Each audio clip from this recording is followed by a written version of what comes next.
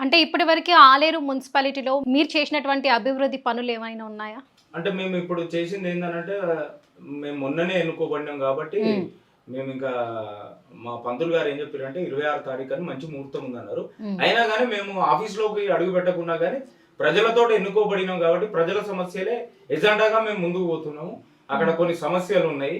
కొన్ని మరీ ఏందనంటే కొన్ని క్రిటికల్‌గా ఉన్నటువంటి సమస్యలను ఇమ్మీడియేట్‌లీ యాక్షన్‌గా హ్మ్. మా వంతుగా మేము జేసీబీ, డోజర్లు అటువంటి మున్సిపల్ సిబ్బందిని పిలిపించి వెంటనే కొద్దిగా డ్రైనేజీ వ్యవస్థను క్లీన్ చేయడం అటువంటివి చేస్తున్నాం. యెస్. మేడం బాలమణి గారు మీరు చెప్పండి.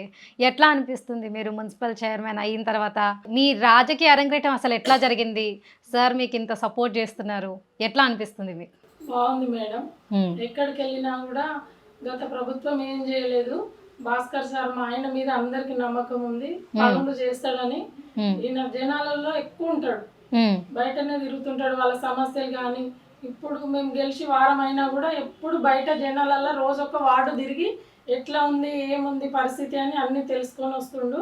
వాళ్ళ సమస్యలన్నీ చెప్తున్నారు. హ్మ్. మేము ఆఫీస్‌కెళ్ళగానే ఒక్కొక్కటిగా అన్నీ పరిష్కారం చేద్దామని అనుకుంటున్నాము. మన బీర్లా ఎమ్మెల్యే గారి సహకారంతో ఖచ్చితంగా వాళ్ళ ప్రాబ్లమ్స్ అన్నీ సాల్వ్ చేస్తాం మేము.